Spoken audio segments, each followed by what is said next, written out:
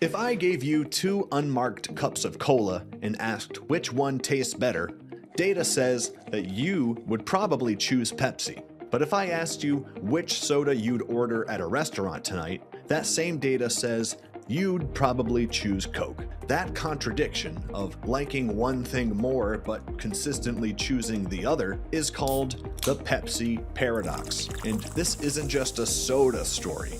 It's one of the clearest examples we have of how branding, emotion, habit, and visibility matter as much or more than objective quality.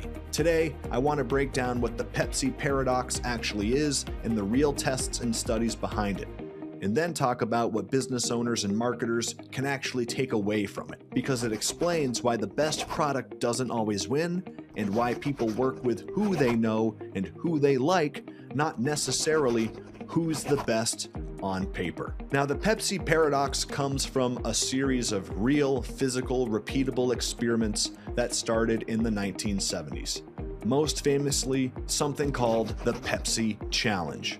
The setup was intentionally simple. Pepsi would go to malls, shopping centers, fairs, public events, and they'd set up a small table. Two white cups. One cup contained Pepsi, the other cup contained Coke. No labels, no branding, just taste. Now, people would take a sip and choose which one they preferred, and after they made their choice, they'd be told which one they picked. Now, across many tests in many different states, Pepsi won more often than not. That result surprised people, because in the real world, Coke had, and still has, far more market dominance than Pepsi. So the paradox became, if people prefer Pepsi in blind tests, why does Coke still win? That question fascinated marketers for decades.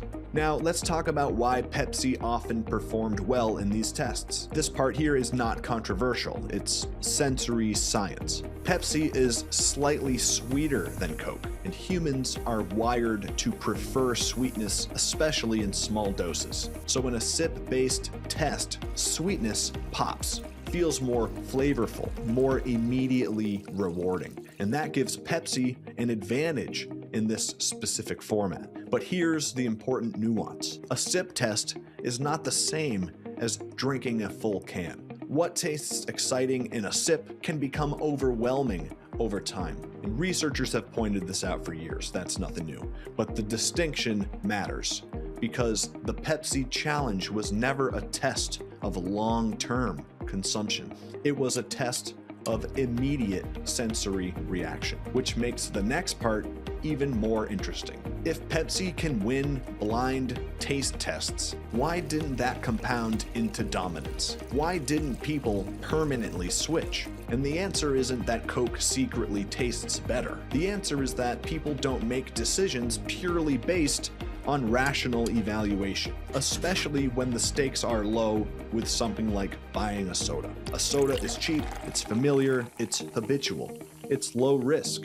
So instead of asking what's objectively better about Coke or Pepsi, people subconsciously are asking themselves, what do I know? What do I trust? What feels familiar? What do I associate with good memories? That's where branding takes over. Another massive factor here is distribution. Coke isn't just well-liked, it's available everywhere. Most restaurants don't offer both Coke and Pepsi. They offer one or the other. And when Coke is the only option, the decision is already made. You didn't compare, you didn't even evaluate, you defaulted.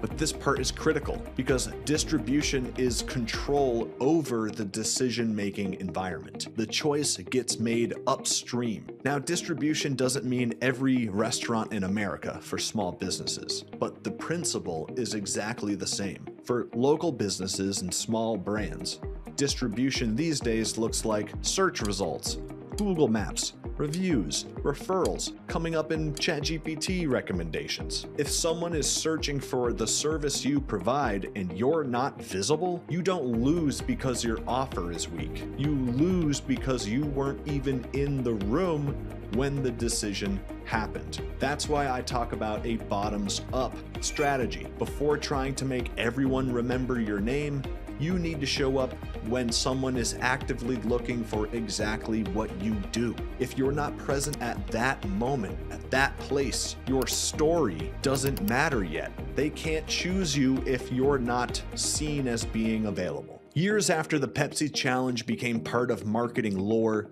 researchers took this idea into the lab. In neuroscience studies, participants tasted Coke and Pepsi under two conditions. One condition was blind. They didn't know which brand they were drinking. And the second condition included brand cues. They knew whether it was Coke or Pepsi, and researchers monitored their brain activity. Now, here's what they found. When people tasted the sodas blindly, the brain activity tracked with basic taste and reward. But when people knew they were drinking Coke, different areas of the brain lit up.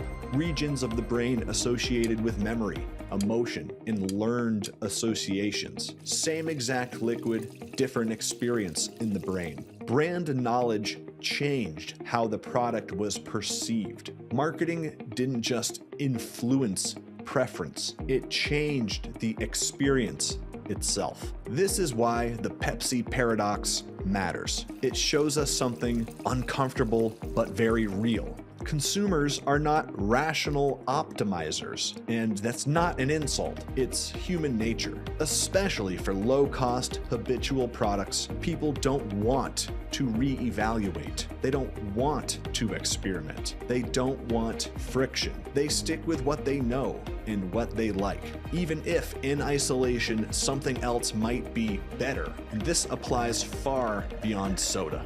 This is where brand versus performance marketing enters the conversation. Performance marketing is about capturing demand, showing up when someone is already looking, and solving an immediate problem. Brand marketing is about trust, familiarity, and emotional safety. Here's the key idea. Performance gets you into the conversation. Brand determines who wins when those options are close. That's why a technically better marketer can lose to someone who's a better communicator. Why a cheaper service can lose to a more trusted one. Why a better product can lose to a better story. People don't hire spreadsheets, they hire people. Coke is the category king, so Coke can market status. Coke can market tradition. Coke can say, this is the standard. Pepsi can't play that game. Pepsi has to be different. They have to be cool. They have to be trendy. They have to reinvent themselves constantly. And the problem with building your brand on cool is that cool changes on a dime. Coke gets to be timeless. Pepsi is forced to be cool. That difference matters, and it applies directly to smaller brands. If you're not the category leader in your area, you have to decide, are we going to win by being the default, or are we going to win by being the distinct alternative? Both can work, but they are very different strategies. Coke didn't ever build its brand around having the best cola. They built it around family, tradition, nostalgia, holidays, and shared moments. They didn't sell soda. They sold a feeling. They wrote a story people wanted to be part of. Pepsi, by contrast, has always had to chase relevance, and that is exhausting. For small businesses, this is a huge lesson. Stop making your story about you and start making it about the life your customer wants after you solve their problem. For smaller brands and local businesses, this all boils down to something simple. People work with who they know and who they like. You don't need to be the best in the world. You need to be competent, visible, trustworthy, and easy to work with. A marketer with slightly worse performance but better communication and understanding can absolutely win over someone with better numbers but no connection. And that's the same advantage Coke has over Pepsi. There is no universal KPI for branding. It depends on the business. But before obsessing over ROAS, CPA, and conversion rate, ask yourself, are people even seeing me when they're looking? Do I look credible when they find me? Do I feel like a safe choice to choose? Do people understand my story? Those things are all at the foundation. Once those are solid, brand awareness can compound on top of that over time. The final takeaway here is that the Pepsi Paradox isn't really about soda. It's about how humans choose. And humans don't choose the best option. They choose the option that feels right, the option they recognize, and the option they trust, the option that fits into their story. So if you're building a business or a brand, don't just ask, are we better? Ask instead, are we known? Are we liked? Are we visible when it matters? And are we telling a story people want to be part of? Because in marketing, being remembered beats being perfect. Thanks for watching my channel. This is Marketing with Elliot. If you want to learn more, subscribe, and hope to see you around.